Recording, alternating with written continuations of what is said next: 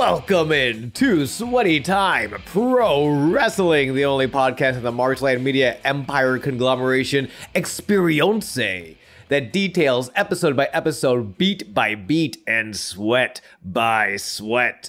The Lucha Underground professional wrestling television series from the El Rey Network, and I am Sean. Hello. With me is your other host. His name is James. Oh, yeah. Oh, my gosh. And before we even get into it, we both had a couple of lovely weeks. Oh, what was foreshadowing right there? What does that mean? You think that you're coughing. Oh, yeah. Wait, what that had to do with my week? I wasn't even going to get into it. I got very sick, James is referring to. It was very strange. Just like a 24-hour bug. After I spent a great week with my mother. My mom is a lovely lady. I will say it time and time and time and time again. I love my mommy very, very much. And you're the youngest one in curls. Now, hold on. I was the middleest. I was actually the Jan. But here's the thing. I can't say I was the Jan because my sister will call me out on it. I talked to her last night. You know how legally I can't say I'm the favorite, and my mom certainly can't say that. I kind of was. It's embarrassing. I feel really bad. My parents said it to me all the time, and now, in retrospect, I should have been like, you shouldn't say that. That's rude. Another point from my lovely, lovely mother, it didn't help that it was very obvious. Like, I was the one, she's always like, oh, let's watch weird movies, or like, here's all my weird 70s albums. But I know Sean loves them. So it's like, she never said it. But yeah, my sister is always very quick to call out, no, you're the favorite, shut the fuck up. So I'm the Jan, but if everyone liked the Jan. But my mom was in town. Everyone liked a Jan. Nobody liked a Jan. She throw the football at Marsha. Marsha go, ow. Marsha, though, you know? That's a good point, though. Real quick, if anyone deserves to be hit in the goddamn nose, it's people who are like, oh, Marsha. If that's all someone's doing, they deserve what is coming to them. You know who said that? Fucking Jan. Yeah, and I agree with Jans of the world. Wait, you just said if anyone deserves to be hitting the football, it's the person who says Marsha. No. She is saying because Marsha's always like, oh, it's all about me, Marsha. She is impressionating goddamn Marsha. I cannot believe you are forcing my hand, but like a poker player at dead man's end. I must play this hand out. No, Jan was projecting. Marsha never said Marsha. In her heart, she was never Marsha. Jan was upset nobody was ever Jan. Oh, no. So she projected upon Marsha this visage of idolatry and fucking bullshit. This is a wrestling podcast, by the way. Let's look towards the... I can hear you typing research. Let's look towards the, I believe, second commandment of the 10 Commandments. Are you familiar with them? You shall not make false idols, and that's what everyone else was doing. She saw that, and she said, I need to bring this empire of rot down. Do you think Jan was tearing down the walls of Babylon? Yes. That were the Brady Bunch? Yes. Babylon kind of sounds like Bradyon. I can see that. Yeah, sure. Okay, there we go. Back to your week. So the Bible.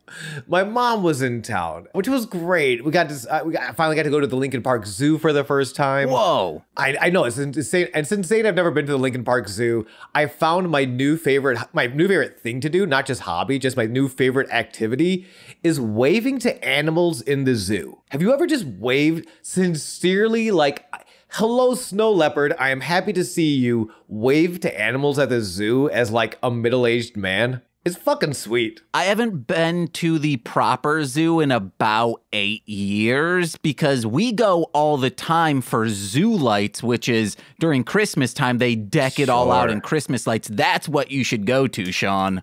I can't wait. I'm a zoo guy now. Like, absolutely. I'm there for, hey, Lincoln Park Zoo, you fucking listen to me, you little sons of bitches. Lincoln Park Zoo, you have an event, I'm going there. I had such a good time on just a normal, regular, I think this was like Thursday afternoon, then yeah, I'm going for your fun little Christmas lights adventure.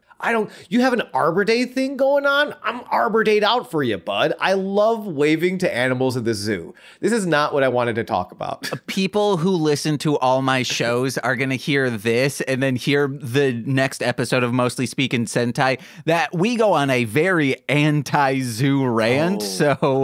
No. Wait, is there something I should know about how the zoo before I get this excited? I mean, not this zoo specifically, Okay. but I saw like 2 turtles in a like small aquarium at a Chinese restaurant on my birthday/anniversary. Happy birthday-versary. So I saw that and I was like, dude, when I was confined to this single room with COVID, like I was going mad. Maybe it's because I was just like, taking cough medicine, getting super stoned, and going to sleep, so I lost track of what day it was.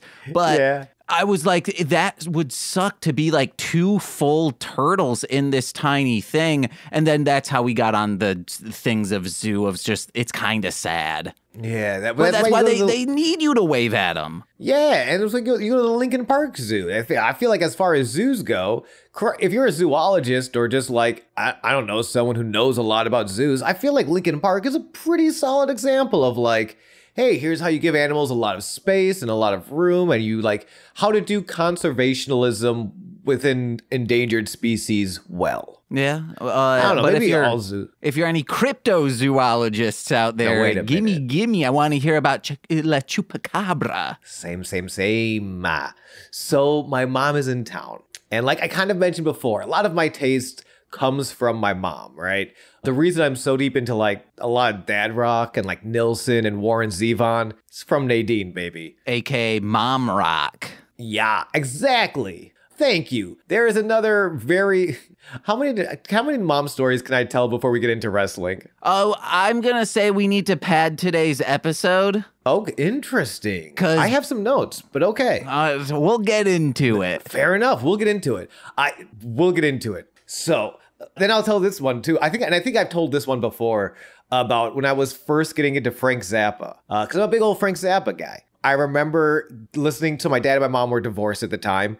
And it was like my dad's Best of Zappa CD. And I'm listening through it and I'm like, whoa, this is pretty funny. You know, I'm in high school or whatever. And I go back to my mom's house after listening to it at my dad's place and being like, Mom, I just found this cool artist. You probably know him. He's from the 70s. His name is Frank Zappa. And my mom, with just like the most I'm so tired eyes, just goes, Sean, I've been trying to get you to listen to Frank Zappa for literally probably 2 years now. I have the vinyls. She had Apostrophe and Live at the Roxy. Just like, I knew you would like his dumb, weirdo, young boy sense of humor and his stupid, complicated guitar riffs. Yes, of course you like Frank Zappa. Here are the vinyls. Go nuts. I'm like, hey. Like, it's mom rock. Even my dad rock was kind of always mom rock. Mm-hmm. That's like MC Deep. Whenever I would tell him to listen to a band, he'd be like, nah, man, probably like it's just your like dumb, sucky shit. Then 4 years later, like clockwork, he'd be like, yeah, man, I started listening to this band, the Front Bottoms. And I'm like, are you fucking kidding me? He's like, oh, yeah, man, I started like listening to K-Flay. I'm like, yeah, man, I told you would like K-Flay.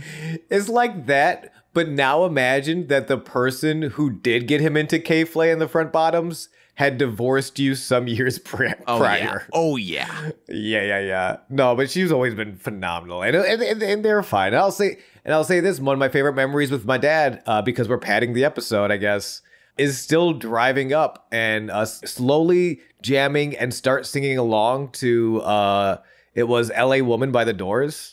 And it just starts ramping up until like we're just screaming the lyrics and we're having a great time. And then the radio DJ comes on. He's like, hey, that was The Doors coming up next. A little bit of Bon Jovi. And without looking at each other, we both shudder and go, ugh. I was like, oh, we're snobs together. Thanks, Dad. So my mom this weekend. Yes. The other thing she gets me into, she was a big grindhouse girl, like specifically drive-in, like 70s drive-in movies. So a lot of like weird horror tastes and certain movie tastes I get come from her there as well. Wait, why did she come on to straight to Patreon while she was in town? Ooh, wait for it. So One of the things though, but like 70s horror. So like she kind of draws the line, I think specifically at like a lot of slashers. Because she was there for the 80s slasher rise where there was not a lot of like content, just a lot of kills. Yeah. That's not her scene. So she's up and she knows I live around from the Logan Theater and she loves like old theaters. I'm trying to get her to the Music Box, but there was just nothing really up this week. And she's like, and I was looking at the Logan Theater and it was just like, some slasher movie I did not want to see. I think it was called Sleepaway Camp.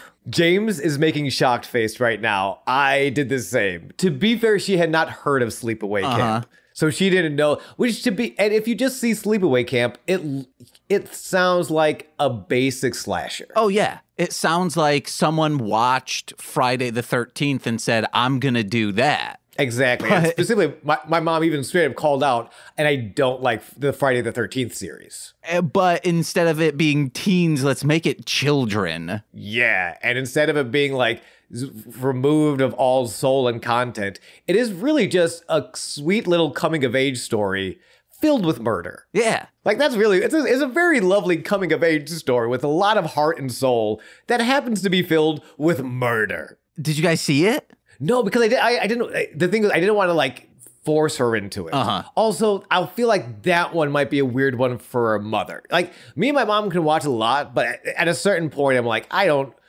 know if I want to see a child's penis with my mother. You know what I mean? You forget the story that I told. I watched that with my mother-in-law, and she loved it. Moms love Sleepaway Camp. Mother-in-law is different than mother. I don't know how to explain it. Yeah. I saw Bruno in the theater with just my mom and no one else in the theater. Well, that's fucking crazy. What? We didn't know there was going to be so much penis on the screen, but we were fine with it. That's fair. I get real quick. My mom doesn't listen to this show, I don't think. I don't think my mom does either. But if she does, I love you, Nadine. I don't call her Nadine. I'm being way too cavalier about that. My mom sent me some stuff for Christmas, or for my birthday, I mean.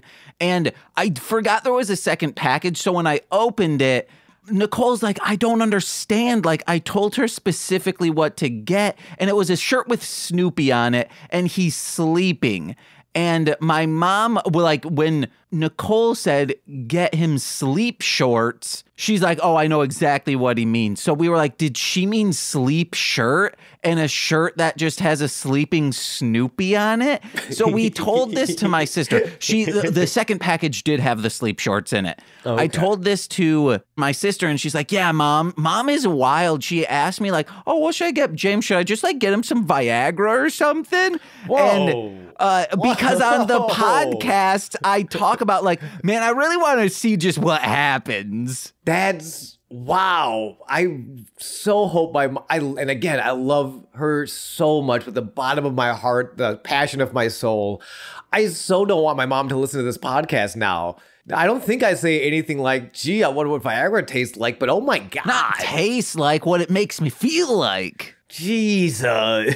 So if anyone has Blue Chew, send it my way. Yeah, I might have to get you Viagra next time you got a birthday anniversary coming around. Jesus. Mom's rule. Yeah. You know what else rules? Though I think we have a different opinion. This episode of Lucha Underground. I love this episode. Guys, this was I've loved every single episode before this. This made me be like, when is this over? This was so fucking boring up until the end. I was like, disagree. I disagree. Nothing happened. There were no, besides like a couple. These matches were hot as hell. No, they were not. Were we watching this? This was the one, the lumberjack, or what, the gauntlet one, right? Yeah. The Black Lotus Triade. 2 thumbs down, man. Two thumbs up. 2 thumbs big so up. Honestly, hard. You listen to. It's so interesting because the kill shot AR Fox swerve that, or sort of switch up that we talked about last time, where it was all the crowd was all kill shot until like halfway through, and they're all Fox. We get the same thing with the Triad. Pretty hard, why? actually. Because Nothing was happening. The first match, the first match was a little soft, but I think it was supposed to be. And then the second, it was supposed to be also, more Pentagon. If these are supposed to be people we are afraid of, like, oh, they are the new people in there, they set them up as fucking jobbers, in my opinion. Besides the last match, that one had some dope spots in it, but for the most part, it was so, like, truly, I watched it with Nicole. She agreed. She's like, "What?" Every time a match ended, I'm like, I was saying, "Please be a vignette. Please be a vignette." That was the only shit that was saving this episode. Besides, like the two cool things that happened in the last match, and then the final stuff that happens was pretty cool because, like, when they're chanting like break his arm, Nicole's like, are they chanting break his arm? I was like, oh yeah, that's his thing, so like that's why they're chanting for them to do that to him. And then I was like, I hope we get a double arm break, and then we do. But the matches, I can't believe I'm fighting you and now Nicole. Yeah. That's crazy that I'm not friends with either of you anymore because my wrestling opinions dictate my friendships. Of course not. But I really did. I'm also fascinated. So let's get into it. And then I want to go into a little bit of backstory on the Black Lotus Triad. Okay, real quick, guys. As I discussed the Luchaverse last week, the massive publishing slash the Mass Republic? Mass Republic, but Massive is the comic company that publishes. Mass Republic Comics is the one who produces it. They have a new comic coming out on October 16th. You can pre-order it. Maybe still it might be a little late from your local comic shop or through Massive, just like get it from them. The Vampiro Rockabilly Apocalypse, 1 of 5. It's coming out. I'm so pumped for it. It's starring Vampiro and it looks dope. Wow. Interesting. Let's fucking go.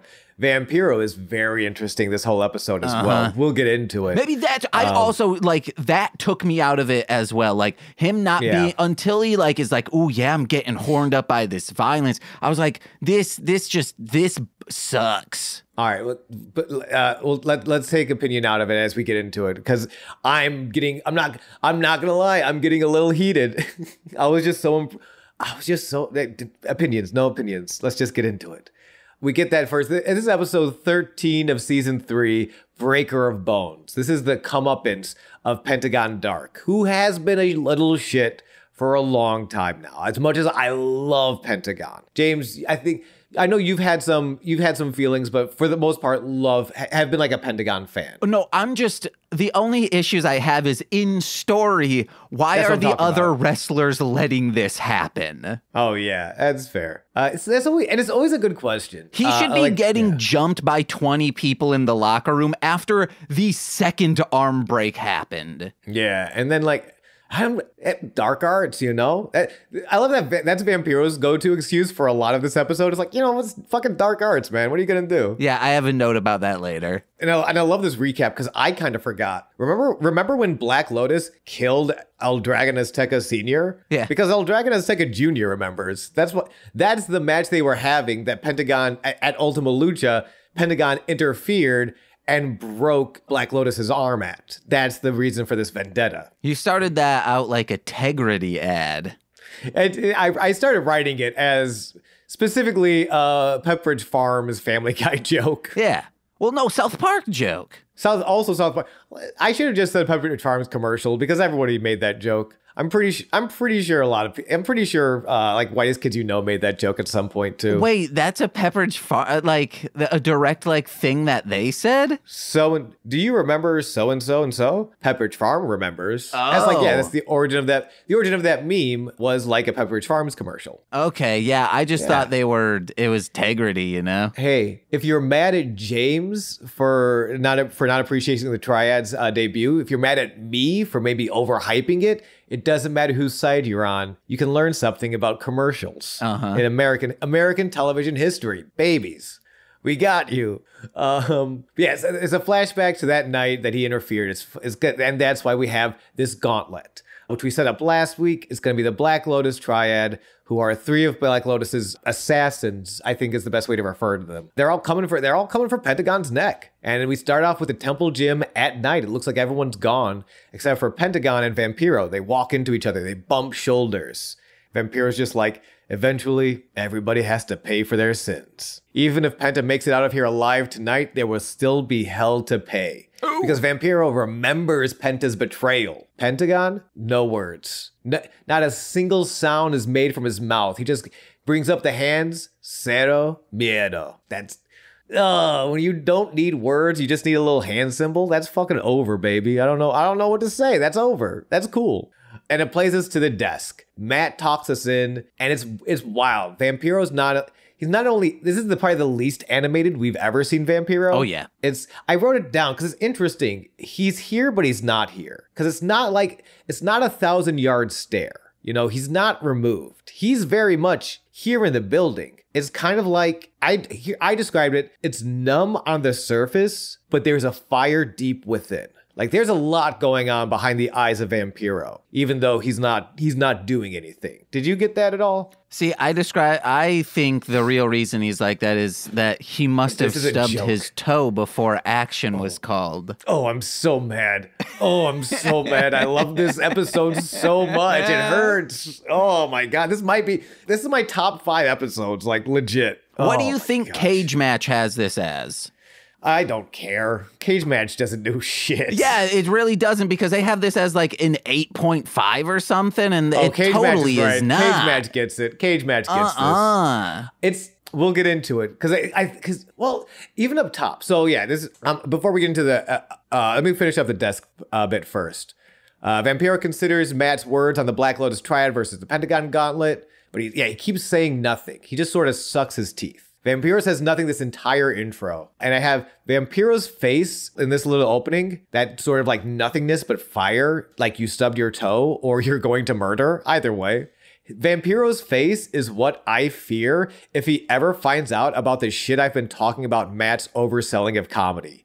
Vampiro, I know he's your boy. I'm sorry. He's not funny, but please don't kill me. I know Vampiro listens. Or if Vampiro hears how much we hype a movie we know he hates. Oh gosh, we're dead. We're so dead. Vampiro's gonna kill us. Just because of how much I enjoyed Vampiro Warrior of the Night. And how much I enjoyed Vampiro having sex with mannequins in Vampiro Warrior of the Night. But then he hears how much we loved The Dead Sleep Easy, and he's like, okay, you want to know what? That balances out. Which, to be fair, is like totally better. Make sure you go check out that Vampiro Dead Sleep Easy, or The Dead Sleep Easy. Yeah, and you can find that on archive.org. Hey, yo. And we now have the names of the Triad members. And I also have their real names afterwards. They are Doku, which is Kairi Sane, Yuri, which is Mayu Iwatani, and Hidokiri, which is Io Sky. I'm using 2 of their WWE names because 2 of them would go on to WWE. It's a very interesting time for all 3 of those women's career. Like 2016, when this is coming out, 2015. So all 3 of them, at the time, it would be Io Shirai, I believe, and Kairi Hojo. Because Sane and Sky would be their WWE names.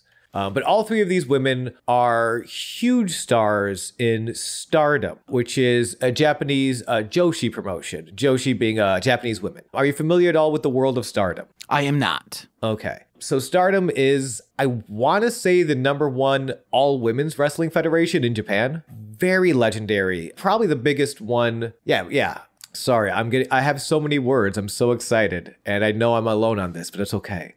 They're at a time, Kairi Sane is about to sign to WWE. She has her first match in 2017. Io Sky is going to go to WWE very shortly after. And Mayu Iwatani, who before this time, again, these 3 are kind of the 3 musketeers of Stardom. Mayu Iwatani is considering retirement. However, because Kairi and Io go over to WWE, she decides to stick around longer and becomes the ace of Stardom to the point where now, I believe as of today, she is the IWGP Women's Heavyweight Champion for going on 524 days. Like a crazy, I don't know how you feel about long title reigns. We can get into a whole other thing about why the IWGP title should be defended more, but isn't. All goes to say, all you really need to know is that after Io and Kyrie go to the WWE, Mayu decides to stick around and becomes the ace of Stardom, which again is the number one women's promotion in Japan. It's wild how close she was to retiring, and instead just decided, nah, I'm gonna be the biggest star ever. Let's just do that. I'm gonna be huge. And again, that's all like that happens like 2017. Io sticks around for a little bit longer, but goes to WWE shortly after. This match and their excursion to Lucha Underground here is like right before all that happens. So we're getting them like it's a very interesting crossroads for their career. So they're just here for this season. Pretty much, yeah. Okay. Yeah, and so I do look at this as like one large match, and I really do enjoy it. I think, especially considering Penta versus Doku, and like quick overviews. We might not even get deep into it. Well, actually, I guess let's go into it. As a single overall match, this gauntlet, I think is perfect. I think it does a great job of they feel really strong. Like all of them except for Doku, Kairi Sane, who wrestles Pentagon first, really get their shit in on Penta. Like he really doesn't get too much offense in. I think they look strong as hell. And when you hear the crowd chanting for a Black Lotus or chanting for Yuri, especially Hitokiri, the third match out, she's like, it's palpable. And it's a style, it's so exciting to see Joshi wrestling coming into this luchador system.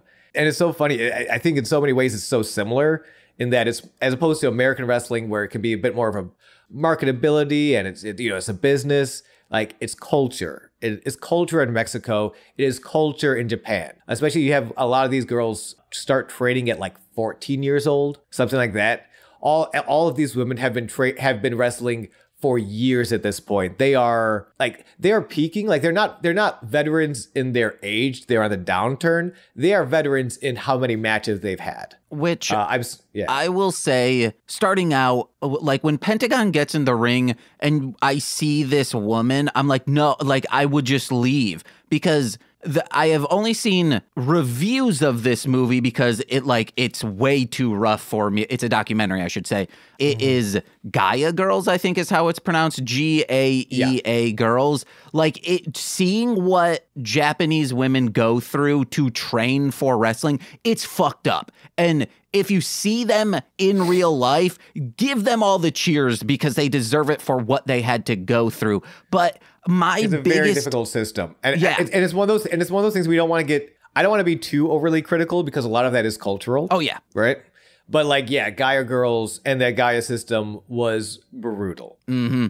But my biggest issue, and Nicole was like, that this is all these matches were really just like, I hit you real hard, you fly. And then they get up, I hit you real hard, they fly. And it didn't have the same excitement that I'm looking for in Lucha Underground. And that's why it was boring. It was just people, I hit you, you fly away. I hit you, you fly away. I'm going to hit you harder, maybe. And it was just that over and over again, besides a couple spots that were like, oh, this is cool. It's not that high flying action that I'm looking for. Which is, I think, more indicative of the. I don't want to use the country because obviously there are high flying athletes in Japan as well. But the idea of Japanese shoot style, and something that's very interesting when you consider Japanese development, their development of the professional wrestling art form, especially with Antonio Inoki. And the strong style, we talked before about strong style, is that it came from this shoot style of wrestling and what would become mixed martial arts, right? Antonio Inoki was very interested in professional wrestling as its own martial arts form and proving that it can be a powerful martial art. And America will kind of get some of this cross section because a lot of it comes from this Southern brawling of like Stan Hansen's an interesting example, but like Jerry Lawler and Terry Funk, where they're, I'm going to punch you real hard and I'm going to punch you real hard. I decided not to do a Jerry Lawler accent. I just did 2 Terry Funk accents.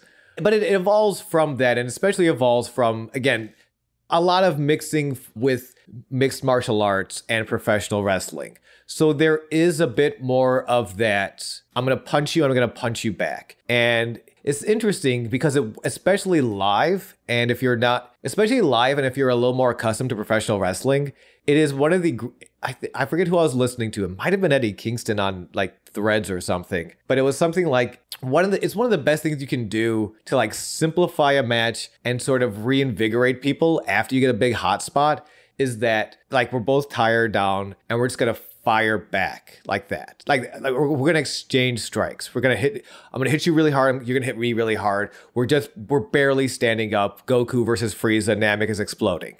Like any tool in your tool belt, you can go to that too much. And that's also going to be different for everyone's taste. And like it's another style of this strong style. Because I don't want to say Japanese because, you know, again, yeah, Terry Funk can do this. Like you can do it anywhere. Daga, when he comes to Lucha Underground, he's very interested in this style more than anything else.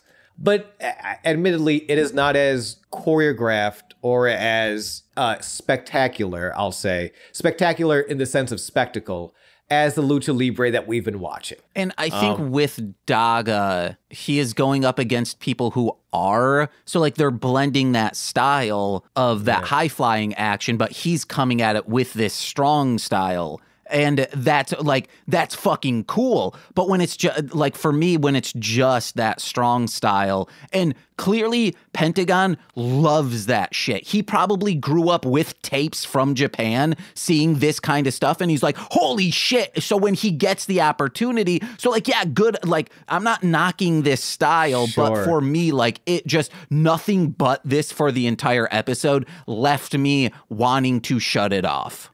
And I'll say this, I think it's interesting, and now I understand why I didn't want to say Japanese, because I think Penta, in a lot of ways, is more strong style, certainly more so than Io Sky. Like, Io is much more of a Lucha Libre influence.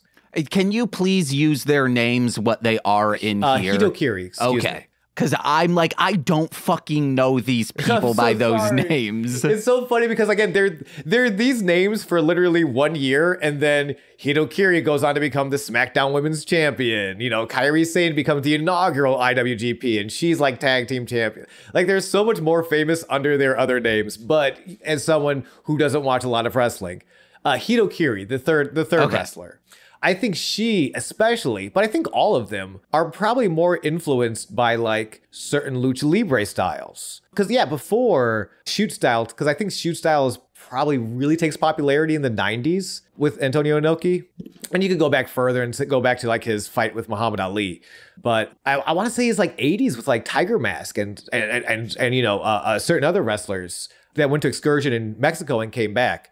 That Lucha Libre influence in Japan is also very prevalent. Mm-hmm. And that's why, again, it's like more so than like countries, like you can say certain countries, like it seems to be over more generally. But yeah, like Pentagon, I think is much more influenced by that shoot strong style than Hitokiri is. And you see that in their match. But there's still an exchange and there's still like this meeting in the middle. If you're a fan of strong style Joshi wrestling, I was watching, I believe her name, Harajuku is her name. She's wrestling right now with TWGP.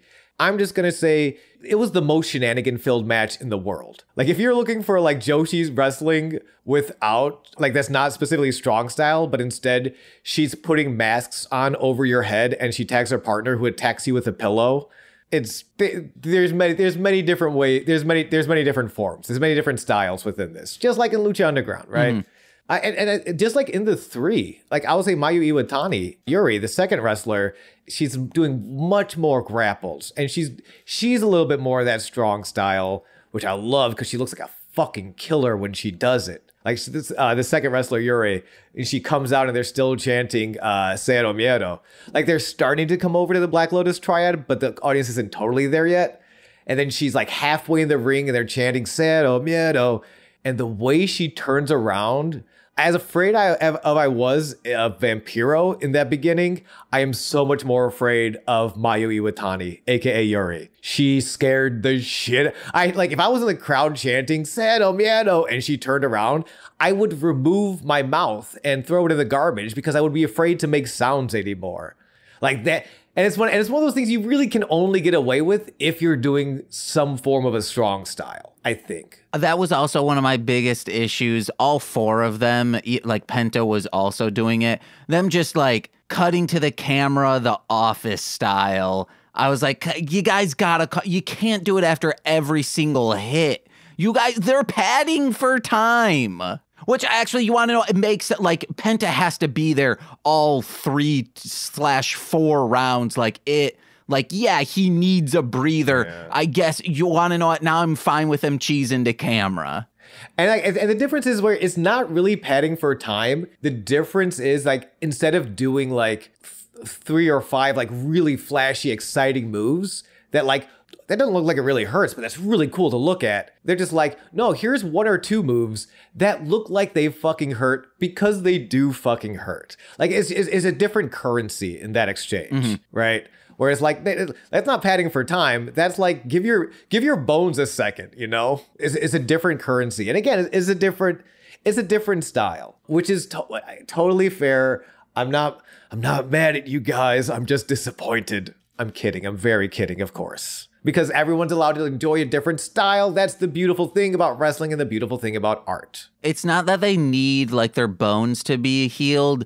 They gotta like give their heinies a moment to heal because boy, oh boy, you think Pentagon is like, hey, Pentagon loves kicking people in the butts. All of them are just like, yeah, I'm gonna kick Pentagon in the butt too. Everyone's swinging their low kicks like crazy. It's a very hot exchange. And I was so excited to see the evolution of it makes sense, but them looking really strong. Like I'll say, even if this really doesn't strike you and this isn't like your go-to style, then it can be, excuse me, it can be a little harder. I'll say, oh my gosh, excuse me. I got my throat coat tea and Lord knows I need it. If this isn't your style. I got my throat goat D, baby. Oh, right. You know what? Let me take a sip. Why don't you go deeper into that? All right. Throat goat means like you're really good at giving head. And then you got to have that D that like really goes with your style of throat goating best, you know? And it's really all about your style of throat goating. Here's the thing. All of you out there, you are the throat goat. It's just in your own style, and embrace that. Be the throat goat you are on the inside, which is so back to like they're introducing this style, and they've introduced it before, and it's all pro. At the end of the day, it's also all pro wrestling. You know what I mean? Like it's almost like when you get really deep into music genres, and you're like, oh, is this horrorcore? Is this like what is this? At the end of the day, at some point, you're allowed to just go, it's music, and it's really good. You know, like at the end of like at some point, you're allowed to give yourself that option of just, who cares what style is? It's music. And if you can be on board or not, like whatever. I love your first genre of music is horrorcore. Then you started saying crunk music, I think. Yeah, I was thinking of you, and then I realized every time I try to crawl inside your brain, I come out a more broken person. Well, your brain scares me. I get that a lot. People will listen to my music and be like, so what style of music is this? I'm like, it's rap music. And they're like, oh, okay. All right. I'm like, yeah, how did you not know that? Yeah. Well, because in some people, it's very human to be able to want to label things. Because it's comforting. It's the same thing. It's the same reason we want to be able to have control. It's why chaos is so scary. Is that it feels very comforting to be able to say, this is this and that is that, and I understand these sort of boxes. But sometimes it just doesn't fit, and you need to be able to accept that, like, maybe it came from this, maybe it was inspired by that. It ends up being its own thing, and you have to embrace that. I think in some ways, kind of what some of these, especially, I'll say, if you watch only want to watch one of these, the Hitokiri and Pentagon match, the Io Sky and Pentagon finale, is probably the best one, and it goes the longest. That's the one that goes like 12 minutes, And it really is nonstop go, go, go, go, go. And it does subvert some expectations that are usually set up in wrestling, which we'll get into. Yeah. I kind of like how much, like, we said we're going to pad this episode. Instead, we're kind of, I haven't gone to my notes once. We're just kind of talking about this episode. I really like that. We gotta get done. We've padded enough. All right. Pentagon Dark versus Doku. That is Kairi Sane for all of our WWE fans. At this point, Pentagon is over like 97 Stone Cold. He's the bad guy. He's unequivocally a bad guy, but he's just too cool to not get behind. He's too cool to not chant Seoda Miyano at. Vampiro finally speaks as Doku makes her entrance. He's real close to that mic. He's calling up in here. Blah, blah, blah. It was distracting to me how much Pentagon was eating that microphone. All of them. You have to eat the microphone there. But Pentagon especially was like, that microphone was inside of his mouth. It was testing his tonsils. You want to know what sucks? He was throat goating that mouth. I'd love to hear like a bootleg recorded from the soundboard of a G.G. Allen concert when he shoved it up his butt. Why would you want to hear that? Because then it's like, like what does the inside of a rock and roller's asshole sound like? James's next album is just going to be a series of sounds like synthesized and like remixed of just G.G. Allen's asshole. I used to like put reverb on my microphone and then like shove it into a speaker and then it like would auto-tune the feedback. It was really cool. Now imagine that, but also all of it's inside of G.G. Allen's asshole. Oh, yeah. I auto-tune the news. No, auto-tune his snooze, baby. Beautiful. Even though I think that might be a nose. Let me see what snooze. Oh, no, that's snuff, right? Snuff is film, right? No, snuff, you snort tobacco, snorting tobacco. I thought snuff was just like old-timey cocaine. No, snooze is, it has multiple meanings. It is a snooze. It's spelled like snooze is a type of tobacco, yeah. Oh, okay. It's also a type of, hey, give me 5 more minutes, Mom. I don't want to go to school yet. Zinga! Uh-huh. Even when we disagree, we're still funny, you fuckers.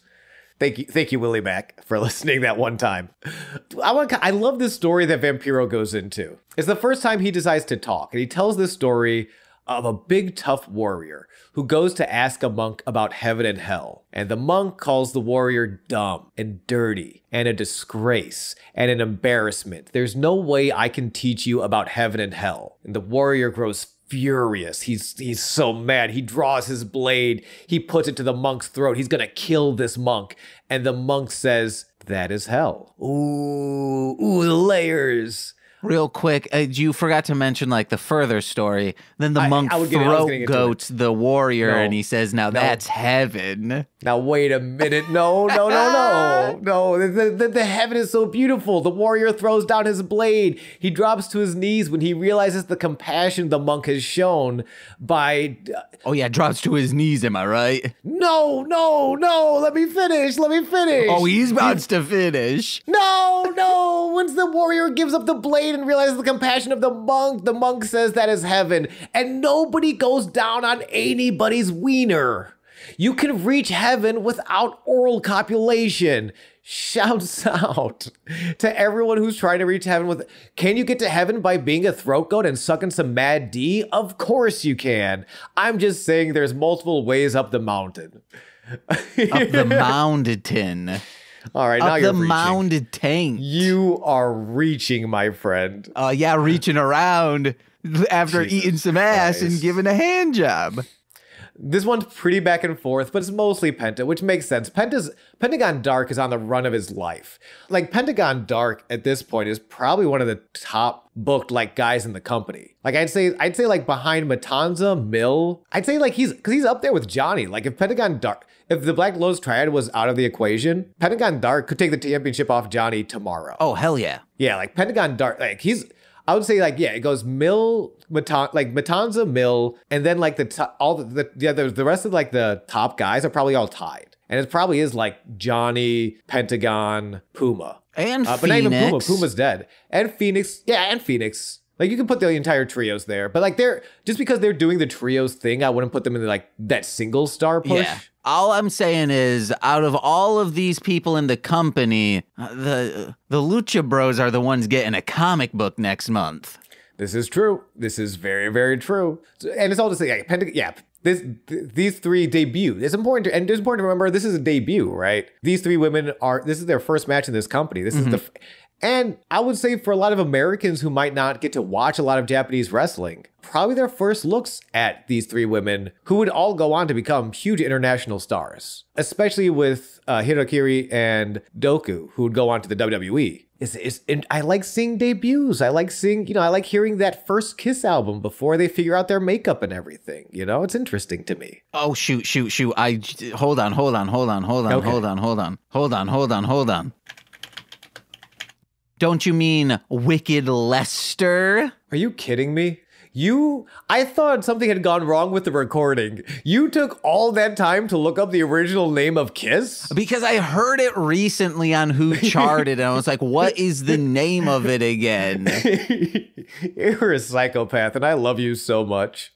Just quick to the end of the match. Pentagon blocks the first spear from Doku, but she keeps running the ropes. She gets a switch up, nails the second spear, follows up with that patented insane elbow drop. How did you feel about that elbow drop? I love the elbow drop. It's a real good looking elbow drop. Kairi Sane's great. The pirate princess she would go on to become. I'm kind of giving you their other things because even if you don't like them here, where they don't have a lot of gimmick, right? They just kind of have names and they're assassins.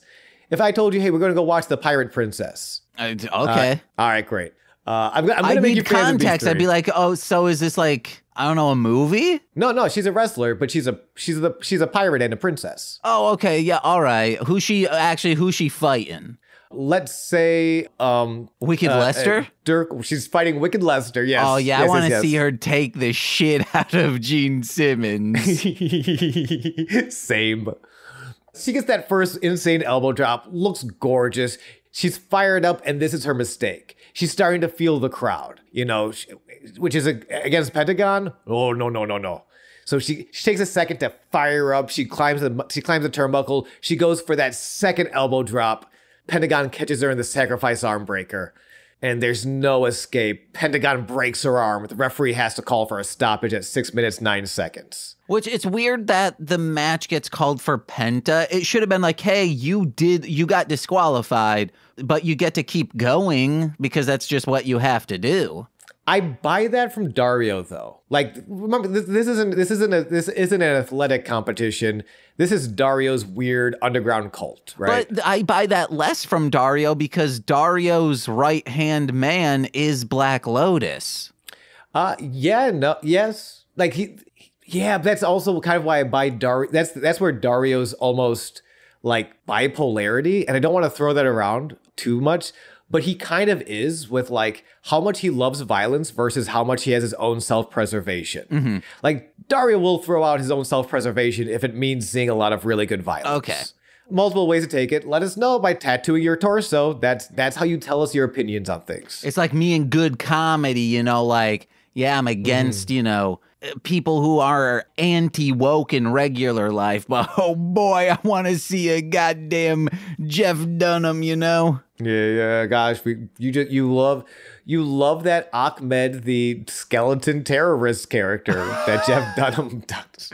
Oh, I remember him saying a joke that, was just kind of stating, a misinformed fact. Oh, I love those jokes that are just reiterations of stereotypes and racism. Oh, yeah. But that peanut. Oh, but I can't go near peanut. I'm allergic, Oh, that's true. He's trying to kill you. Because, he's made of that, like, synthetic fur. Yeah. We're not allergic to peanuts. We're allergic to synthetic fur. It's the same reason I can't go down on robot ladies because they got synthetic pubes. You want to know what? I hate myself on this podcast Sean, sometimes. Yeah. I'll take one for the team. I'm going to donate my pubes to this damn robot company so you can finally go down on a robot woman. James, thank you so much. I've been wondering what love would feel like, and now I'll get to learn. Thank you. And they'll still have the hair follicles because I'll just rip them out. You know me. I love pulling out my hair. That's great. Let's talk about... you want to talk about Jeremiah... Do you want to do all the matches and go back to the story stuff? Yeah, or let's do you want do to that. Okay. Let's end on a high note. I get, and I'll ask you this again, because I loved all of these matches. What did you think of the finish? The finish I thought was fantastic. Great. Because you know, as they continue to evolve, and if hopefully they get more matches, hopefully we see a bit more of a mix. Like, I do think a lot of this was, even specifically Pentagon being such a fan of strong style, being like, let me work with these, at this point, becoming huge stars in the Joshi scenes. Let me work with them in this strong style and bring this and see. Some people will get on board. Like, I'll say the Temple definitely gets on board. And, you know, James will like come back next episode. I really hope in a couple, maybe a few weeks, Pentagon challenges them again, and it's just all legs. Like, he still has broken arms, but he is like, yeah, I'll take you down with just my legs. I hope so, but here's the thing. Because he has 2 broken arms, I hope they just kick the shit out of him. Oh, like, he gets nothing and he just dies. Match number 2, Pentagon Dark versus Yuri. Also, before this, Pentagon takes the mic. He says, it doesn't matter how many are here, he will break all of their arms. Black Lotus, he gives a chef kiss before he swears he'll break her in 2. And Yuri enters the ring. And again, Yuri comes out, I mentioned it before, stone cold killer. Mayu Iwatani here looks like a menace. And it's, again, going back to that, like, she's about to pick up the mantle when Kairi and Io go to the WWE. You can see it here. You can see her just like about to become that stone cold killer star. It's a very interesting little, like, just piece of history happening right in front of us. And no pun intended when you said the star. Ah, stardom, Yeah. And I love how Yuri immediately takes Penta to the ropes, speeds up, tosses him out of the ring with a wheelbarrow arm drag, follows up to the outside with a top rope frog splash crossbody. Penta's on the ground, literally clasping his hands in prayer. He's like, I love it. As much as he was talking shit right before this, like 5 seconds into the second match, he's, no, please, please, please don't kill me, Mayu Iwatani. I want to live. It's, I love it. He says, if I don't live, how will my brother and I get a comic book? And Mayu says, comic books? Nah, I only read short stories. No, you're ignoring so much art form because you don't appreciate the medium. Because also, you know, like a single comic issue is sort of a short story. And she says, I can't hear you. I'm too busy stomping your face in. She's killing him. She's just dog walking him around the entire ring. Like when I first got kind of, and I was worried, like, God, I really hope they like put them over. They put these 3 women coming in. They put them over. They look strong as hell. Like Penta, especially in the second match, I feel like in the second match, most of all, really gets no offense in up until the end. And even when he finally does, like she's walking him around the ring.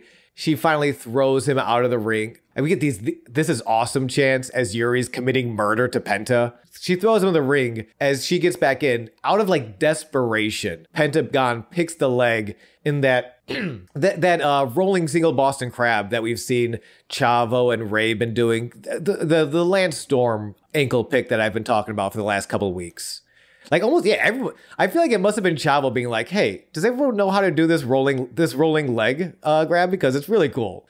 So again, shouts out to Chavo. He can no longer compete in the Temple contractually, but we still got to give shouts out to Chavo. Mm-hmm. Come on. So yeah, Penta grabs that. He starts targeting the leg. He gets a really grody looking, like, because he like falls back on it into like this gross angle. Oh, I loved it. Real quick, like Chavo now has all the time in the world to protect his duffel bag, but now people go in, they open it up to shit in it, and then when they open it up, they're like, oh, someone already took like a nasty shit in there. Then Chavo pops out, he says, yeah, I pre-shit in my bag, and they're like, dude, I think you're sick. Like, I think you have an illness. Duty shouldn't look like this. Yeah, you know what? Chavo is sick. Sick like a fucking fox. You tell me one person in the history of sports entertainment who has that kind of mind for strategy to pre-shit in their own bag, okay? You think Tom Brady is up on his game enough to pre-shit in his own bag? You think Wayne Gretzky knows the game and knows the psychology like that to shit in his own bag? No. Chavo, baby. You think Michael Phelps, after, smoking a little too many doobies, isn't pulling a ding-dang sand lot to make sure, the race gets postponed so he can sleep a little off that high? Wait, what's the sandlot? What do you mean by the sandlot? They poop in there and they say it's a Snickers or something. Oh, they throw a Snickers in the pool and they say it's a poop. Yeah, but he's like, I don't have one of those. I don't have his brand sponsorship with Snickers. I just got to shit in the pool. He does a reverse sandlot. He shits in the pool and calls it a Snickers bar. Yeah. Michael Phelps, that's actually, you know what? And you know where he got that idea? Chavo Guerrero, because Chavo Guerrero trains everybody.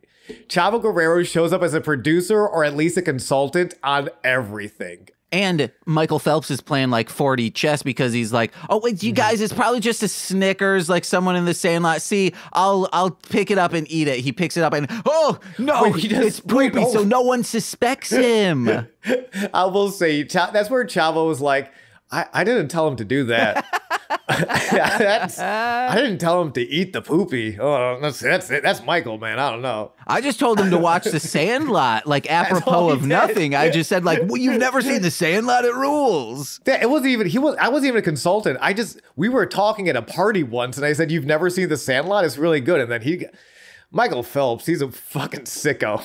Chavo's a normal guy for shitting in his own bag, though. Oh, yeah. Another phenomenal finish to this, too. Yuri starts getting back on. She gets the crazy double leg stomp, double whirlwind DDT. She goes back to the top rope. She's looking for like a standing senton flip. Pentagon catches her mid-air for that patented package pile driver right into another sacrifice arm breaker. This one ends in 7 minutes and 12 seconds. I'll say, even if you don't like the matches, the finishes are so good. Oh, yeah. I said something about, like, it's a boring episode with a few fantastic spots. Okay. And again, like, boring for you. For me, I was so on the edge of my seat. I don't know how I'm going to, like, actually, like, put them all together in a list. I think this does go so... If not in my top 5, easily top 10. Wow, that's so baffling. No, don't say baffling. You make me feel bad when you say baffling. Okay, it's so freaky weirdo of you. Okay, you can go back to baffling, I guess. Baffling is fine. Wow. Nicole and I say, like, to each other, oh, you're such a freaky weirdo. And one time, maybe I've told this to you, one time we were in Colorado. Nicole's family, we got back first from a wedding that we were at, and then her brother-in-law and sister came, and Nicole was like a little zooted. Or actually, no, she was still drunk. And then she looks at Aaron, her brother-in-law, and goes, oh, look at the freaky weirdo here. And he's like, oh. And like he looked, not knowing our vernacular, thought like she was calling him a freak. Yeah. Which is so, like, to know you guys. I feel like for the first time I met you guys, if I heard you call me a freaky weirdo, I'd be like, of course that's a compliment. These two are the freakiest of weirdos. That's very much that's why I'm friends with these two. So we can all be freaky weirdos together. The context of our first meeting was, you want to watch this thing called Los Luchadores? This is a freaky weirdo show. Yeah. Well, because the context of our first meeting was Pete being like, hey, Jake can't come through. Do you want to meet these two? I can't explain it. I just think you'll be friends. I'm like, Pete, you are correct. Freaky weirdos. Clap, clap, clap, clap, clap. Real quick, in that second match, Vampiro says, oh, I love anything dressed in black who's willing to hurt someone. But Vampiro, I love anyone dressed in black ready to care for me. Same. You know what? Same. Like, I want you to hurt me because I know you'll take care of me and nurse me back to health. Why am I single? I don't get it. Pentagon Dark versus Hirakiri, which again is Io Sky. For all of our WWE fans out there. This is why you're single. You're making wrestling a goddamn Lord of the Rings novel, giving people multiple names. It's not my fault. They have multiple names. I'm just reporting it. real I quick, hope you edit that out. My biggest issue with this as a team going in, like, hey, we're all gonna be going up against the same guy. Just focus on one body part. So then at least like, oh, we know by the second match that body part's gonna be pretty fucked up, and on the third one we can really exploit it. Here's my thing, and again, maybe I saw it more because I'm a little more familiar with more styles of wrestling. I'm a little more familiar. But it's to see that they all have such different styles, you know, where I mean, Kairi and Io are a little more similar, but not really. Like, Kairi's a little bit more of a striker here. Mayu is much more of like a strong style wrestler, where Io is all high flying. Like, I don't know these names, Sean. Hitokiri. Thank you. The final, her nickname is, and I think is super earned, as we'll get into this match, the Genius of the Skies. Oh. She is like the high flyer. So I think I guess if it was more of Doku, I'm sorry, I'm used to their actual names, so I'm like struggling to remember their names here. But so if Doku was a little bit more like just kind of laying in strikes, which she does though. That's like her whole opening exchange is like strikes. I think they do a good job of like mixing up on Penta, so that by the time Hitokiri comes in, the Genius of the Skies herself, and she like takes to the skies, he's like, fuck. Like it's, instead of focusing on a single body part, they're just focusing on so many different aspects of the game that Pentagon just can't keep up. Spoilers for the end here. I think they all should have, one of them goes for it. They all should have been hitting him in the dick until he's like throwing up blood. No, hold on. You can't just keep hitting someone in the dick all. If you are allowed to break someone's arm and that's a win, I think Dario's going to be fine with kicking them in the dick. I wonder, because I think that, because there are disqualifications, right? We've seen in the temple in the past, we've seen disqualifications happen. We've seen it kind of, I feel like this comes from like old Southern style wrestling, where the rules are a little more lax on the outside, but once you get back in the ring, you're like, no, you can't bring the chair. You can use the chair on the outside, don't bring it in the ring. Like, that's kind of like, that's an old school mentality, and we kind of see it a lot in this match. I wonder, like, so I wonder what the line is. Can you kick someone in the dick on the outside? That's when it happened. Yeah, interesting. I love these philosophical conversations that wrestling brings to the dinner table. Yeah, the philosophical question of when can you kick someone in the dick? Yeah. Let's get into this then, because we still have we're running late. Is that okay? Yeah. All right, cool. Because we still have to talk about the story beats from this episode. But we'll get into the third match, Hitokiri versus Pentagon Dark. And I love, they announced the match. They kind of go to commercial break. They come back from commercial break. And so they've already announced the participants. And Pentagon's like, where the fuck is my opponent? She's behind you, Pentagon. And she's on the top turnbuckle. And she's going to drop kick you into hell. Mm-hmm. And then to me, he's like, oh, fuck. Rolls to the outside. No time to breathe. Moonsault off the top rope. Loved it. Even less time to breathe. Suicide dive to the outside. This is like, yeah. It's going so wild and crazy on the outside. The Imperial Striker says, oh man, it's almost as if Marty Elias is afraid to approach them. And that made me laugh so hard because yes, he's just like around the corner, just making sure they're like not stabbing each other. Yeah. Oh, and if you're not familiar with Io, she is the Genius of the Skies for a reason. She will jump off of anything and make it look so good and so clean. One of her famous, I feel like one of the big spots that kind of got her viral on WWE sort of marketing, at least some of the first stuff I saw, was like, so War Games, two rings side by side, cage surrounding them, usually a team of 5 versus 5, right? Io would climb to the top of the cage, put a trash can over herself, and fly like a beautiful James, when I tell you, like a beautiful butterfly who has wrapped itself in barbed wire. Io Sky is a fucking genius of the sky for a reason, and it shows. Like, it's one of those things I wasn't super familiar.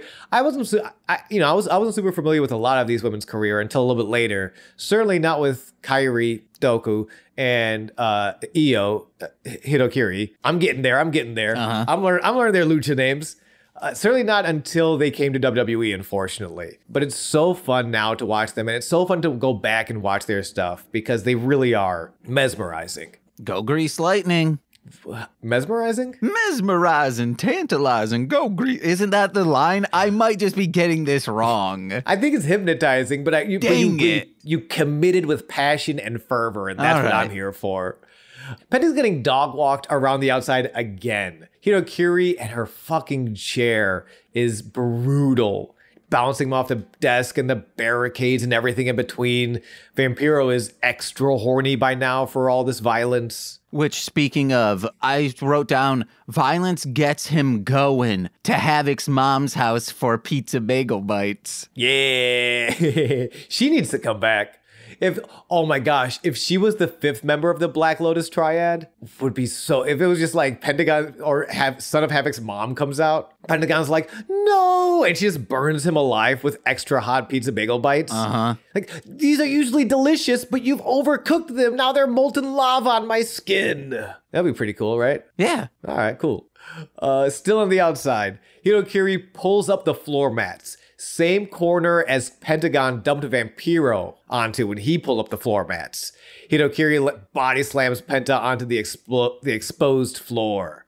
She comes back to she's doing these mocking little soft kicks until Penta is even like, nah, fuck you. No, if you're gonna kill me, kick me harder. And she's like, okay, whap, whap, whap. It is, this is a very, and at this point I should have realized, this is a very strong style of night. This might not be James's initial cup of tea. This is strong style personified in Lucha Underground. And, these are all on Internet Archive. Our Instagram handles. Reach out to us if you need a link. I'm happy to help you out with that because I really do think this is just watch for yourself. Form your own opinion. Have we gotten to the nose hit yet? No. When Pentagon kicks her. Yeah. Almost. I also wanted, this is also where the Lotus Triad Pentagon dueling chants start up. Oh yeah. And this is like where I'm like what we talked about last week with Fox and Killshot.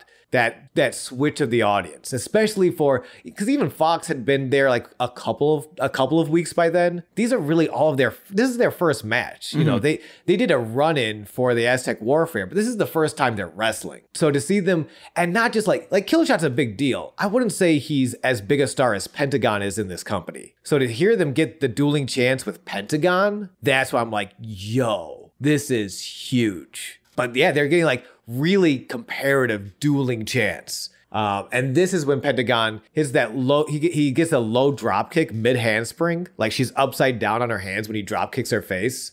The Pentagon chop, and this is that nose kick. Disgusting kick to Pentagon, just kicks her in the face. And Stryker's, he's wondering like, oh man, it's crazy how she didn't break that bone of how's her nose not broken? And Vampiro goes, hey, when you're with the dark arts and, she's got that training. And I wrote down training plus dark arts equals strong bones. It's milk. Yeah. You know what, though? Here's the thing. What they don't tell you when you start practicing evil magic is it's just milk. Yeah. Like you look at Mil Muertes, how does he get so big? It's dark arts and training. That's milk, brother. Think about it. You gotta think 12 steps ahead. Man, Anton LaVey was just like you couldn't snap one of his bones if you tried.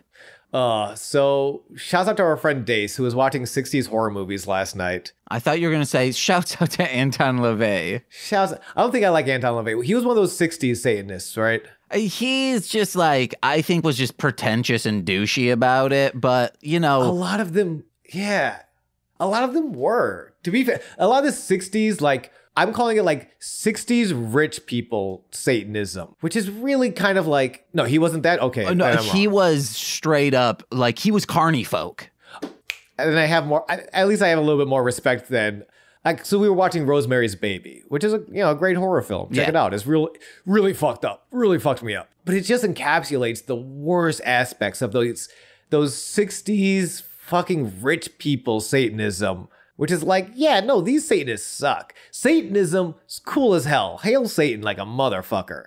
But not this rich fucking exclusionary elitist bullshit Satanism. I just had to get that off my chest. Satanism rules.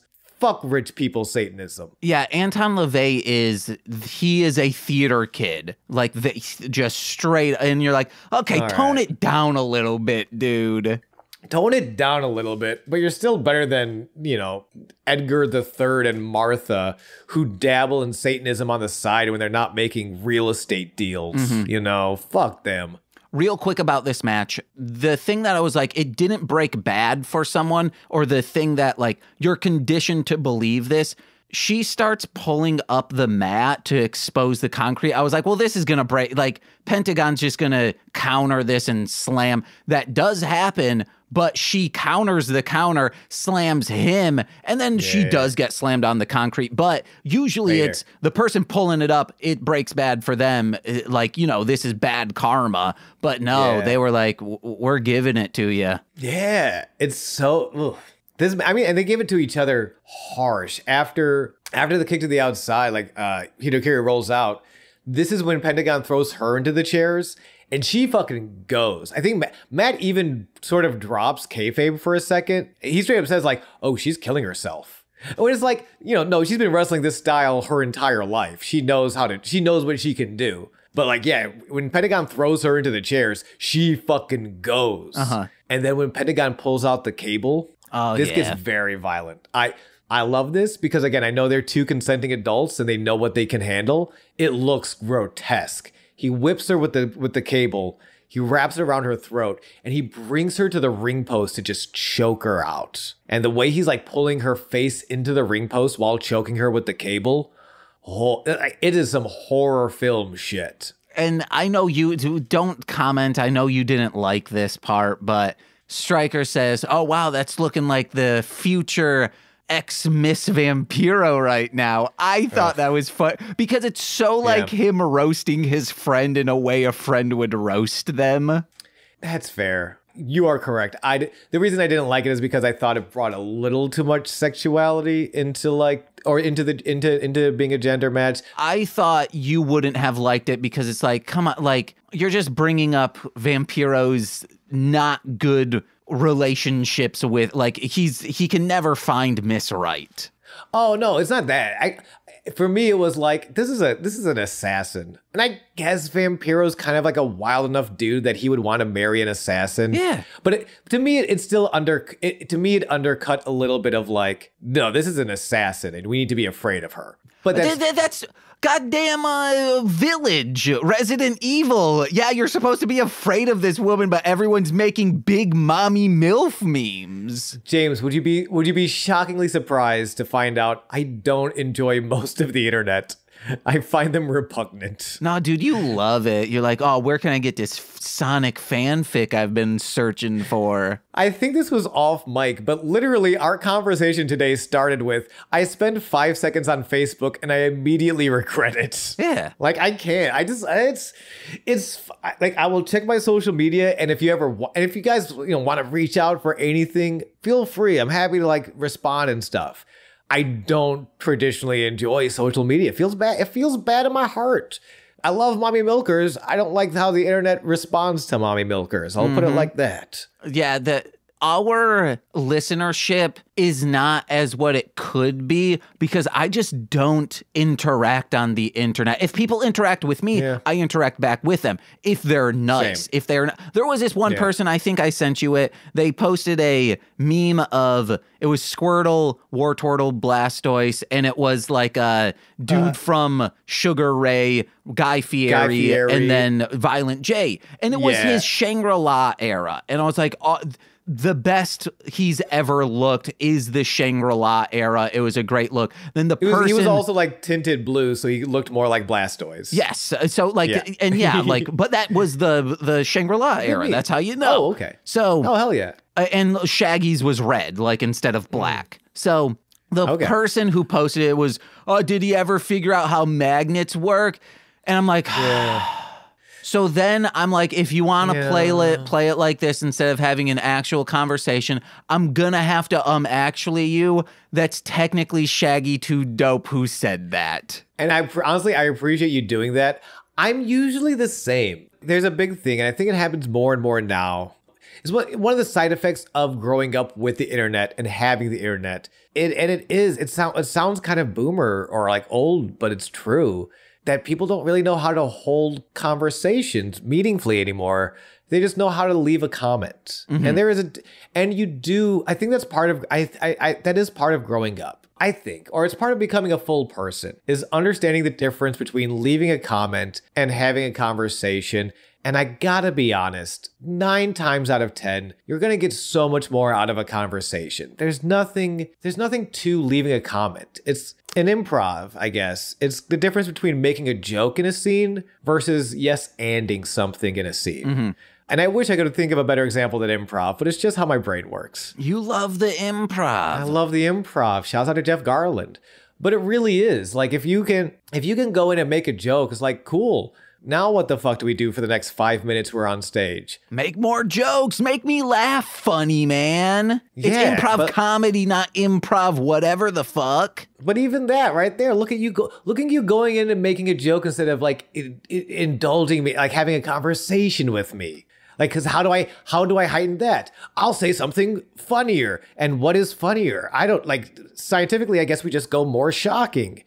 And eventually you just start saying shit that like is not real, and sometimes you just verge on hate speech because you don't know how to get more shocking, AKA funnier. And it's just nothingness versus, hey, let's really dig into this. And eventually you have something that's so outlandishly funny because you dug into an absurd situation realistically. Sean, I know how to keep getting more shocking and further the bit and get people laughing.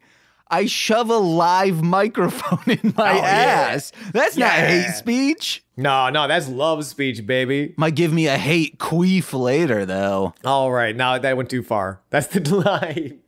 But yeah, like, no, if you're gonna spend the mental energy to communicate with someone, communicate with someone. Yeah, you know, be a person. Don't just be a series of, I don't know, memes. Or who's afraid? Because it's afraid of, you know what it is? It's afraid of having a personality. It's hiding behind memes and jokes instead of having a personality that you can actually stand behind. Or we've said it all the time on Shuffling the Deck. We don't know why the Miracle stuff like blew up because they have so much dumber songs. Yeah, they share a single penis. Yes, like bring up that. Do the research.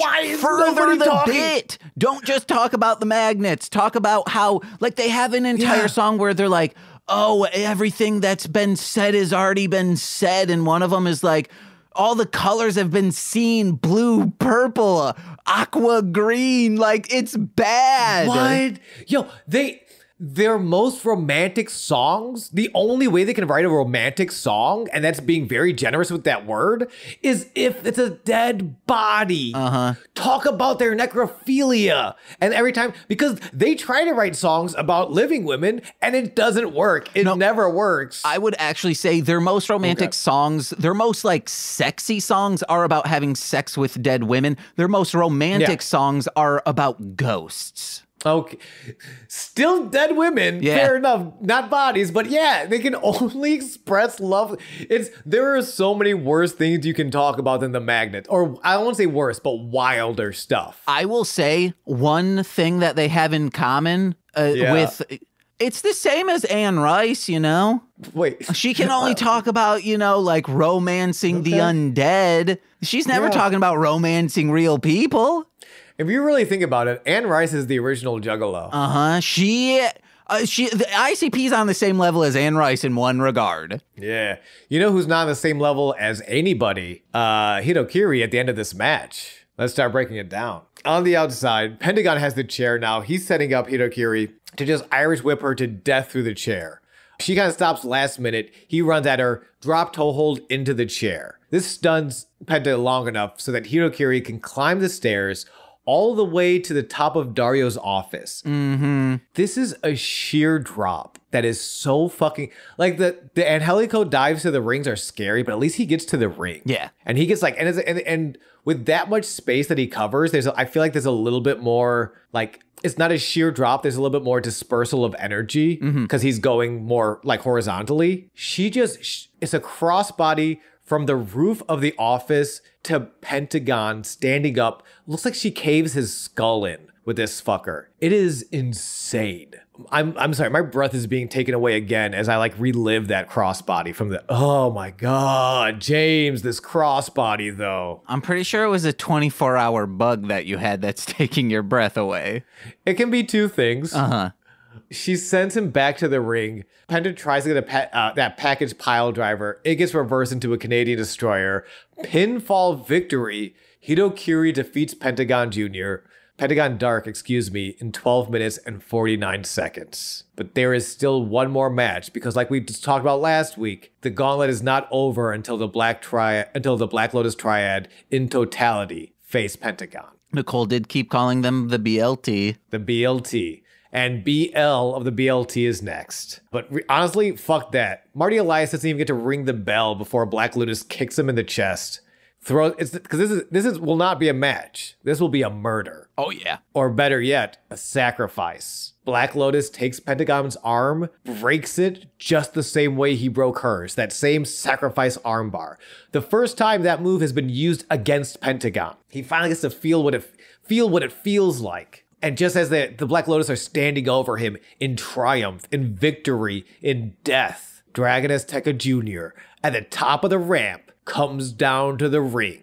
It's 4-on-1. This is crazy. There's a brief stare down as Black Lotus decides this is not the time and leaves the ring to Dragon Azteca Jr. and the writhing body of Penta. Just like, no, please, don't. What does Dragon do? Takes the other arm, snaps it again. Two in one night. A statement from Dragon here. This is my vengeance. So cool. Yeah, that's the gauntlet. I encourage you all to check because we had such like wildly differing opinions. I encourage you especially to check this episode out. Yeah, and let us know. Do you want to get into some of the story beats here? Yeah. All right. The first story. I have so many questions about this temple gym with Jeremiah Crane, aka Sammy Callahan. Jeremiah Crane is pumping iron. This is the boyfriend of Ivelisse. He was introduced this season. He's just like lifting the weights when Katrina shows up, showing off her teleport magic and offering this fake sympathy for his injured girlfriend, Ivelisse, which is convenient because she got injured right after challenging Katrina to a match at Ultima Lucha. Katrina says Jeremiah brought her here, and I'm like, what? Then she says, like, you're not in love with Ivelisse, you're in love with me. Why else would you wear my stone you stole from around me? And I'm like, what? And Katrina straight tells him that she's in love with someone else, and she gives him a lick of death before disappearing. And Jeremiah is all fucked in his feels. James, you know what I'm like? I'm like, wait, what? Same. Wait, so Jeremiah was dating Katrina? No, I didn't take it as that. I think I think it's very much like Hellraiser, where that guy's trying to find the lament configuration, the puzzle box. I gotta see Hellraiser. Dude, come over and watch it. Maybe that'll be our next straight to Patreon, even though it was a box office hit for a horror movie. We gotta watch A Master of Disguise though first. Oh yeah, we're probably gonna have to do that first. So It's the Hellraiser of Dana Carvey comedies. I think he took some of The Rock and then was like polluted by The Rock. So it's kind of like the One Ring that rules them.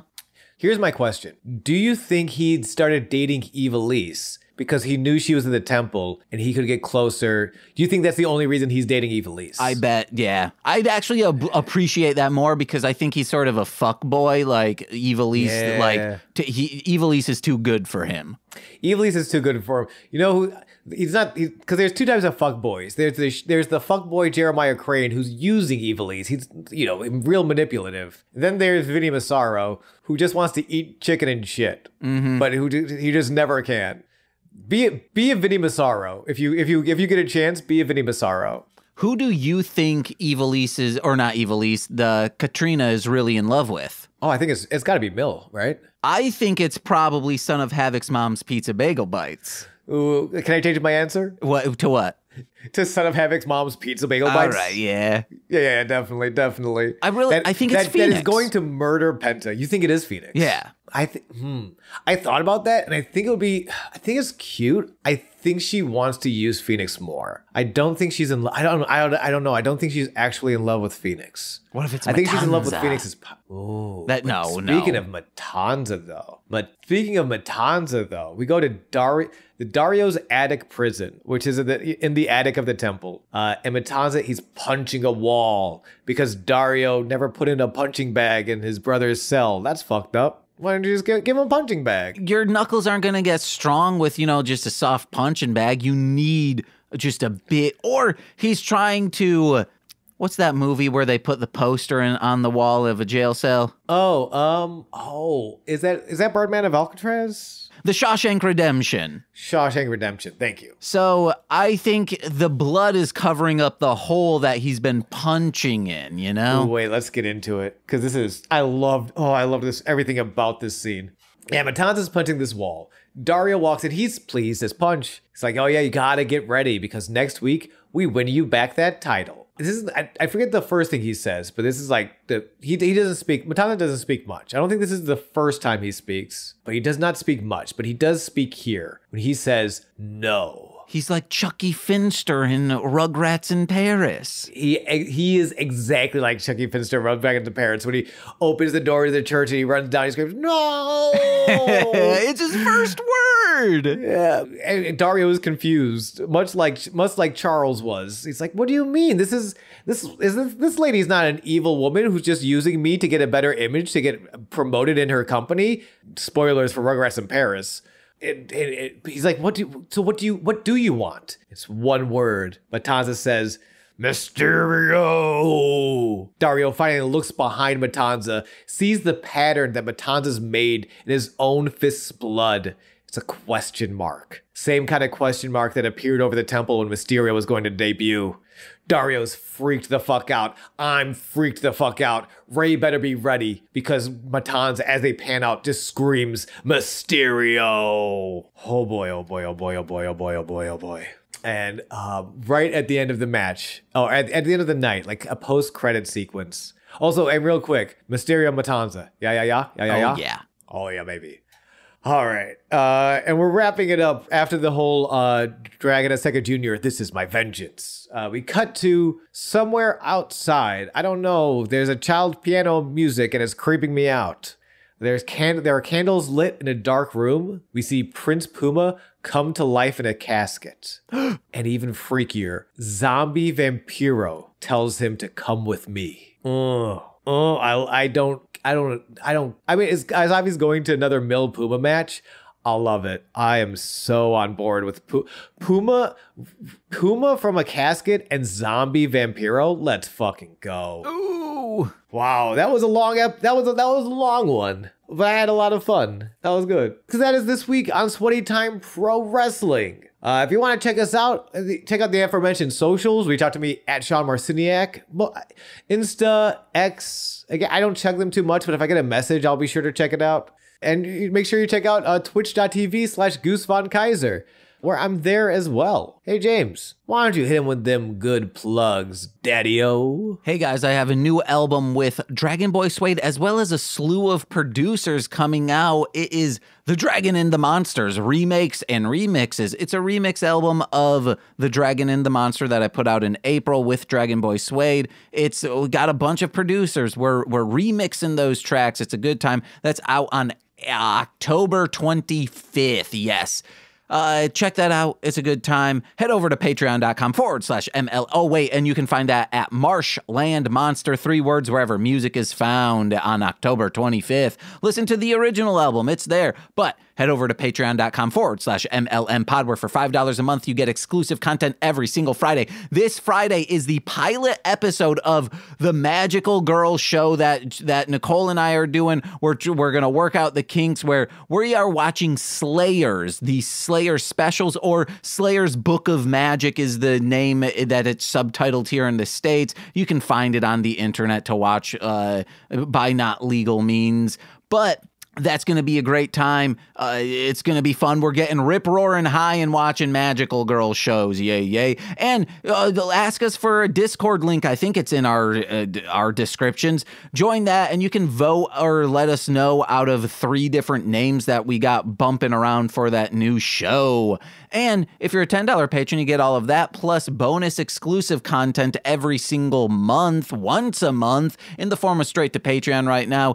It's usually been right now, Sean and I going through, we've done some trauma movies. It's really fun. I got a bunch of Halloween specific movies that you and I could do if you're down for it this month. No, you know I am, Mama. Oh, yeah. And maybe Nadine could show up and watch Sleepaway Camp with us. Shut up. I would love that. But you also get shout outs on every single free feed podcast. Let's begin with those, starting with Steve F., Eric Berry of Ranger Command Power Hour, Alex Z. The Waz, Orion, my Bickle brother in common law, Joshua, Jake, Steve Barnes, A Sweet Child of Time, and Intro Void. He's one of the people remixing those tracks, baby. My mother, Lil Corey's BFF and now former roommate, Shane.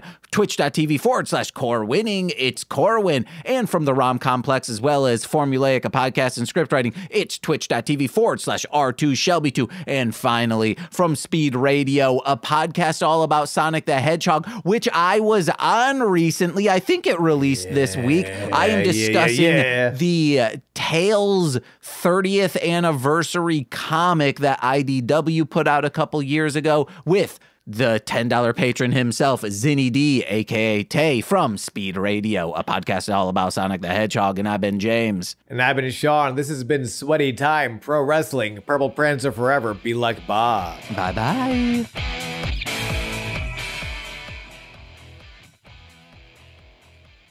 Oh, yeah.